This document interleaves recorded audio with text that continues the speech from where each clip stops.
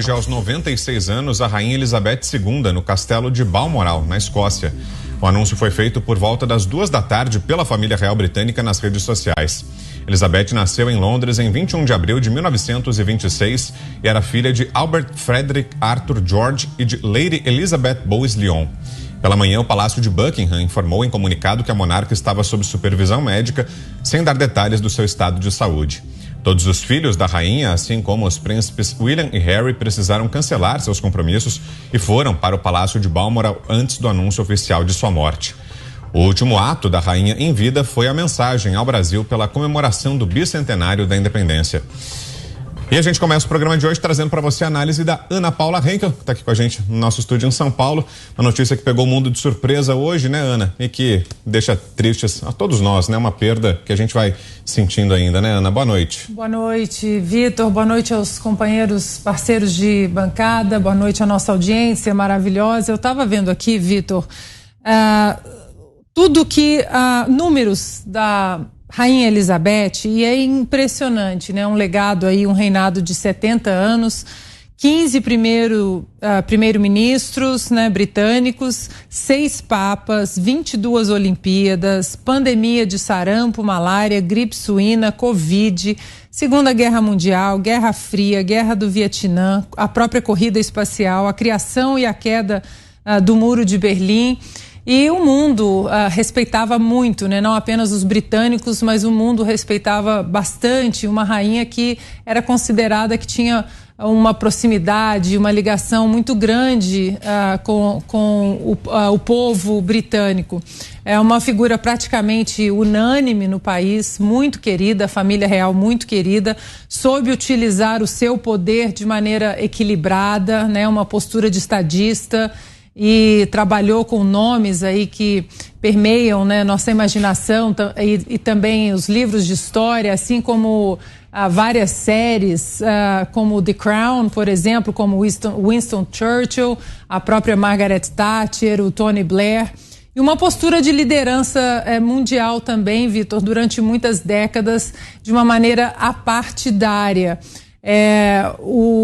Tem uma série do Netflix que fala sobre toda a história, né, da monarquia e mostra a rainha também até com um lado mais humano. Muita gente sempre teve na imaginação aquela rainha distante e mostra o lado humano da rainha, o lado depois da aproximação dela com o público britânico.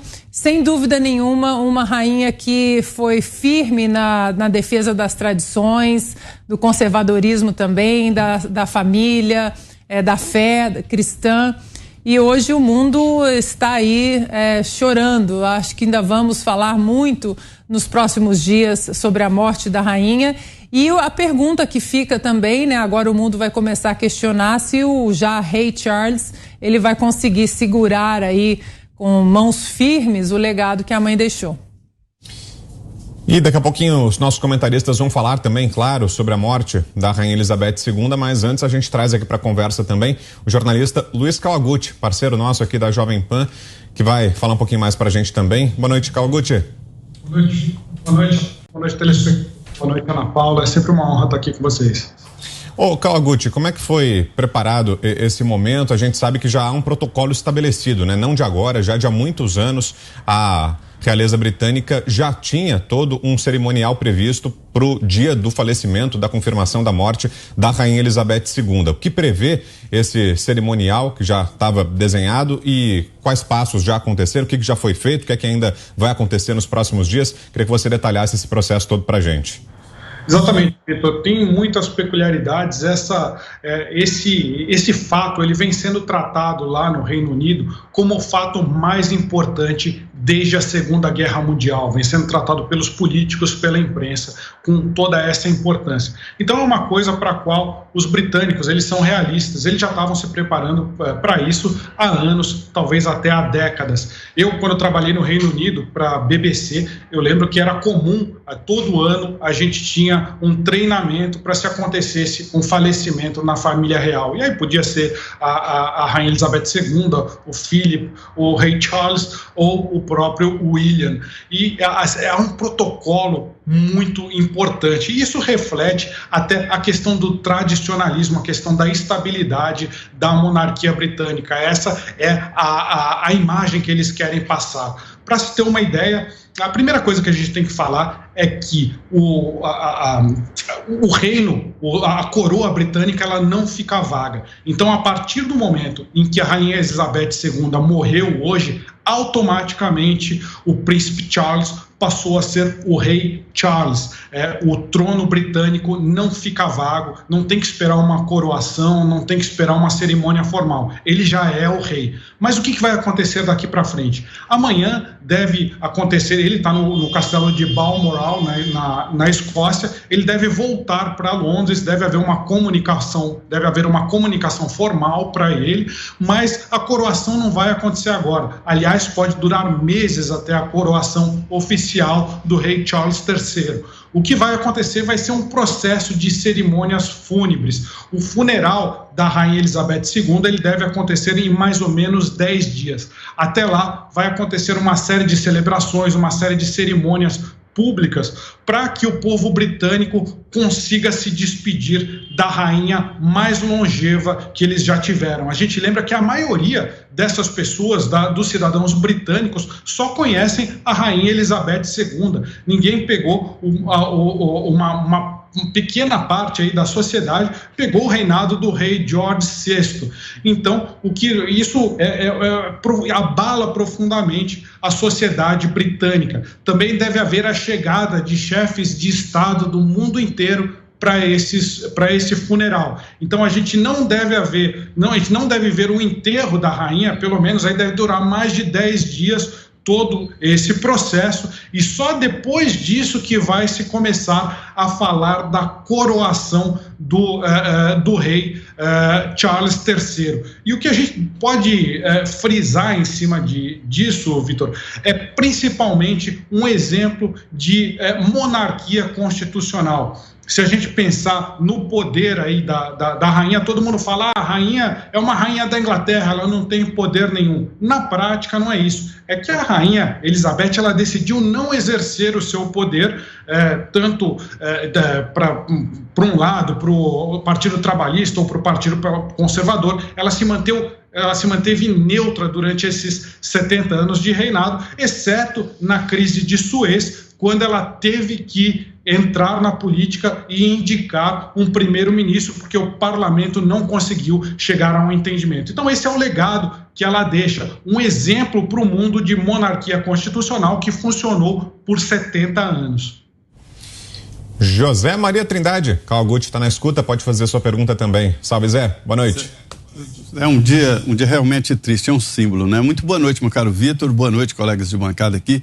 Gucci, quando eu estive em Londres, eu vi ali que há sim um culto à família real, mas nem todos assim gostam da monarquia e eu chego a dizer que há uma divisão hoje no Reino Unido sobre essa situação. Há algum perigo disso se desfazer de uma hora para outra aí? Ou o Reino Unido depende dessa família real? Boa noite, Zé Maria, é um prazer falar contigo. De fato, as novas gerações, elas... É um pouco contraditório essa questão da monarquia. As novas gerações, muitas delas se opõem à Grã-Bretanha ser uma monarquia constitucional. Os jovens se perguntam por que nós temos que sustentar uma família real, que é caríssimo. Eles têm castelos, eles têm aí uma série de propriedades, eles são mantidos até pelo pagamento de impostos dos britânicos. Então, muitos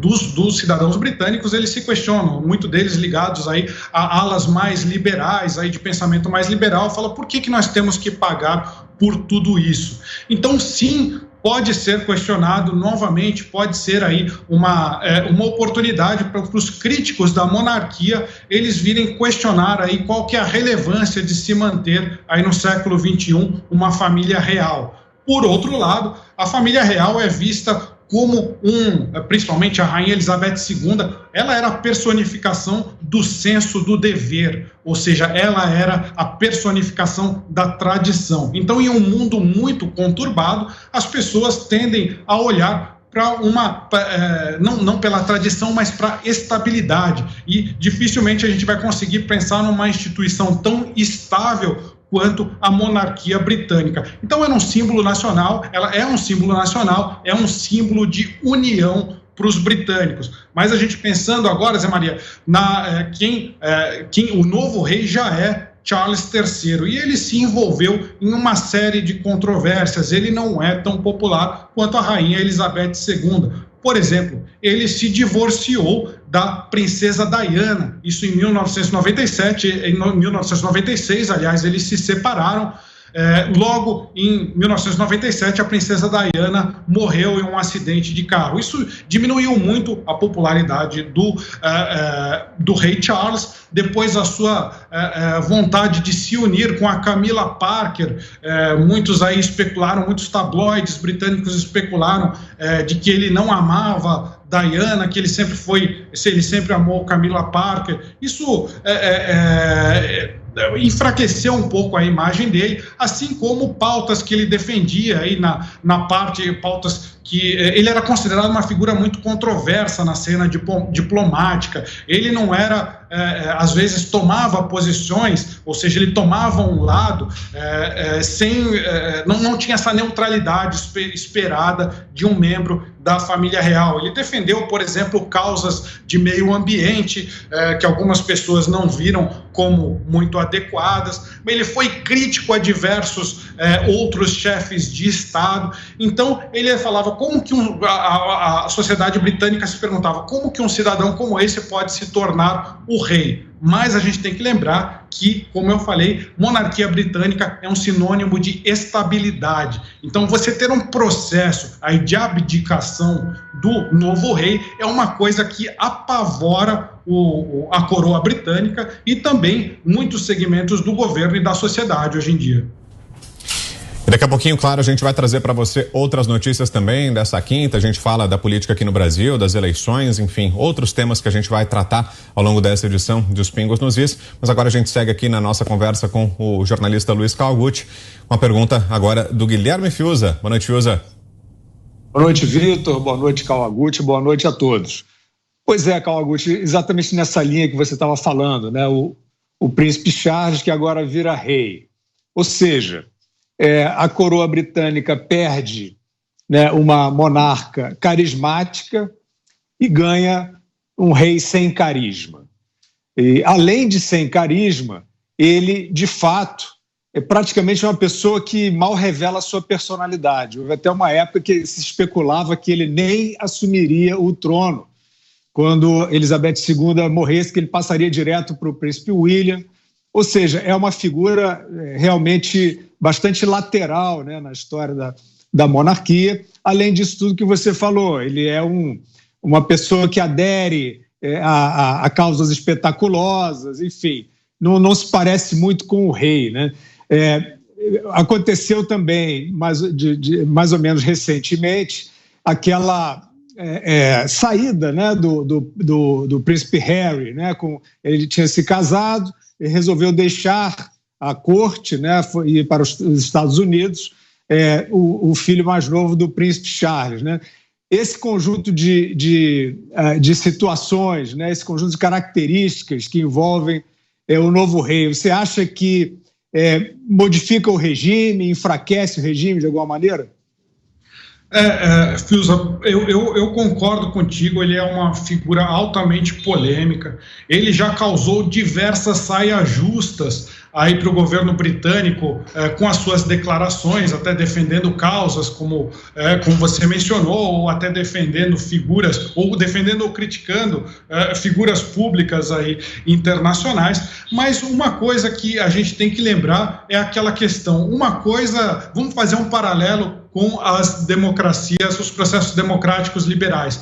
Você tem, uma coisa é você ser candidato, por exemplo, a um cargo, e a outra coisa é você já estar no cargo.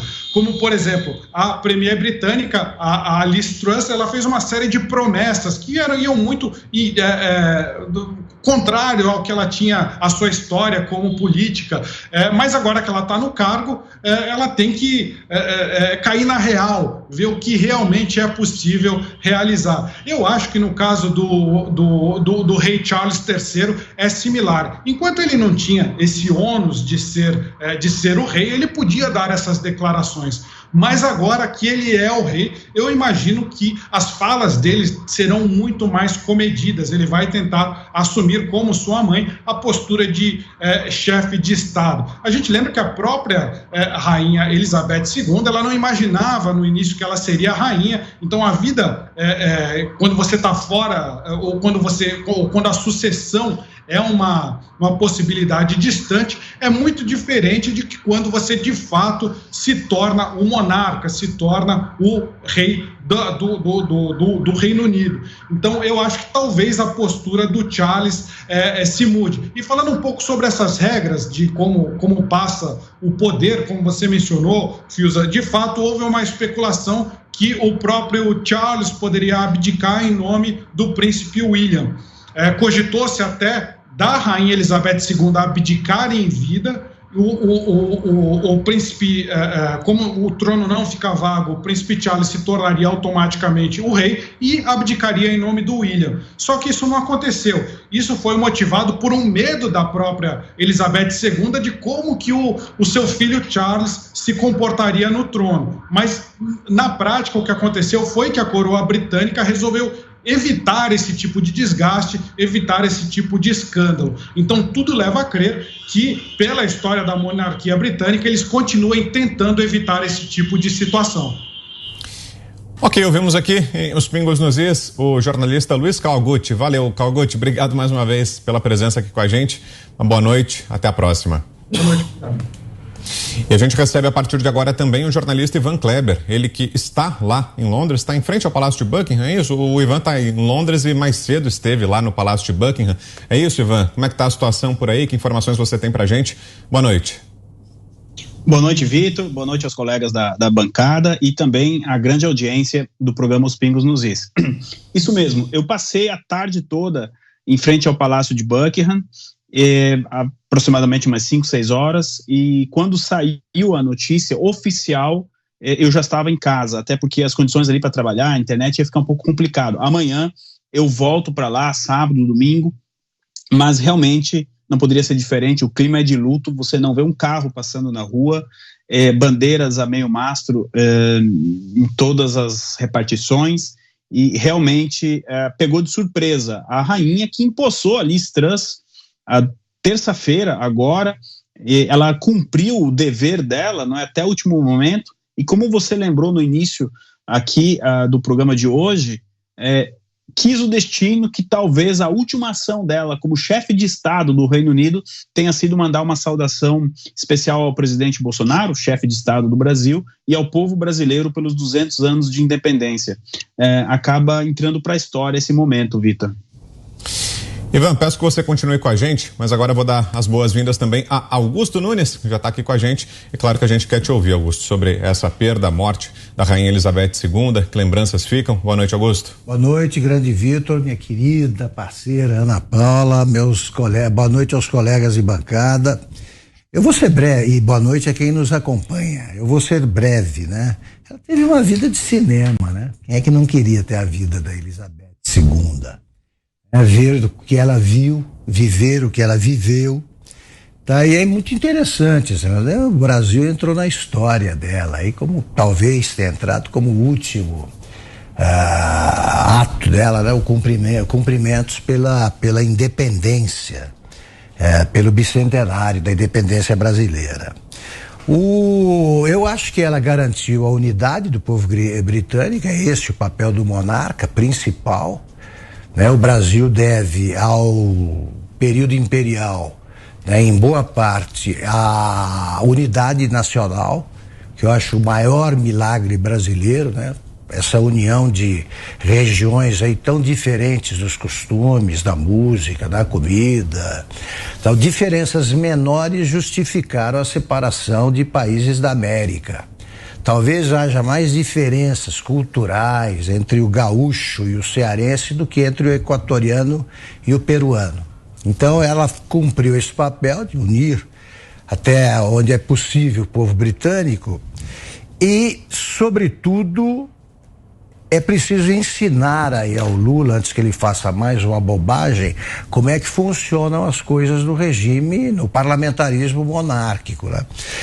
Ele declarou que o Daniel Ortega tinha todo o direito de ficar 16 anos no poder fraudando eleições, porque a Angela Merkel também tinha ficado. É bom explicar que a rainha ficou 70 anos, mas nenhum político brasileiro tem o direito de sonhar com isso. Você, Ana, tem pergunta também para o Ivan? Tenho sim, Ivan, boa noite. Bom, eu estava vendo aqui nas redes sociais que já tem um termo, London Bridge, que está aí nos Trending Topics. Eu gostaria que você explicasse para a nossa audiência por que London Bridge está tão falado agora nas redes sociais e o que isso significa para os britânicos e para o mundo. Boa noite, Ana. Obrigado pela pergunta. London Bridge is fallen. Ou seja, a ponte de Londres caiu. Esse é o nome da operação que teve início do momento do falecimento da rainha até a questão agora da sucessão, como o Luiz bem explicou, o cargo não fica vago, não é? O rei Charles já é rei, até o seu velório. Ana, especula-se que a notícia da morte saiu às 18h30, esse é um fato, mas muito provavelmente ela faleceu pela manhã. Então, este é o protocolo, o London Bridge.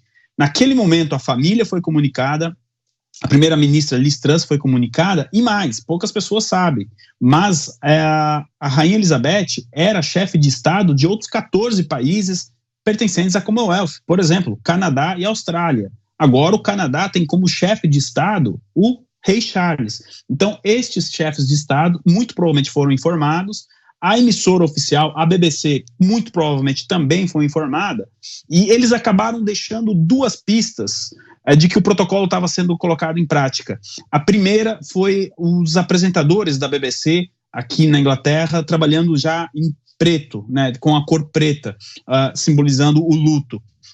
E também, mais tarde, eles deram a notícia de que quando o príncipe William chegou na Escócia, no aeroporto de Aberdeen, e ele então tinha que fazer um trajeto ali de aproximadamente 60, 70 quilômetros até o castelo de Balmoral, ele foi dirigindo o carro, isso chamou atenção, ou seja, ele dispensou o motorista e ele estava com os tios dele no carro, significando que a família queria, no mínimo, alguma privacidade, mas também de que a informação, de repente, não vazasse ali, né? Então, muito provavelmente, a morte dela aconteceu bem antes do anúncio e todo esse protocolo de segurança, os chefes de Estado, os chefes de governo, mundo afora da Commonwealth, foram avisados e agora a gente tem toda a questão do luto oficial de 10 dias que foi declarado, música baixa, os estabelecimentos não podem ligar música, assim, a gente vai ver bastante protocolos andando aí nos próximos dias, mas tudo isso faz parte da Operação London Bridge, Ana. Fiuza. Ivan, boa noite, obrigado por estar aqui nos Pingos. Uma pergunta sobre a situação clínica, né, que a rainha vinha enfrentando nos últimos tempos. Queria que você nos contasse um pouco, né, como é que foi. Ela, apesar de bastante idosa, ela tinha muita saúde e muita lucidez, né? Como é que foi esse desgaste final da saúde da Rainha Elizabeth? Boa noite, Guilherme. Então, realmente ela vinha muito firme, forte, mas a gente não tem informações do quadro clínico dela, ainda não foi nada divulgado. Mas o que nós sabemos, Guilherme, é que a morte do marido dela no ano passado, em abril do ano passado, afetou muito a saúde dela. Então, a rainha, até abril do ano passado, ela participava de eventos, você via ela animada, enfim, para ser uma pessoa de 94 anos, cumprindo a agenda e tudo mais. Depois do falecimento do príncipe Philip, do marido dela, ela realmente enfraqueceu muito. E a gente pode entender, né? Um casamento aí de 70 anos, muito provavelmente ela sentiu a falta do marido e isso acabou enfraquecendo ela. A gente não tem ainda informações do motivo oficial, digamos assim, do falecimento e, portanto, de um quadro clínico. A única coisa é que foi divulgada que ela estava fraca e que não podia cumprir a agenda mais já há alguns dias, mas nenhum detalhe, nenhuma doença, nada foi divulgado, Guilherme.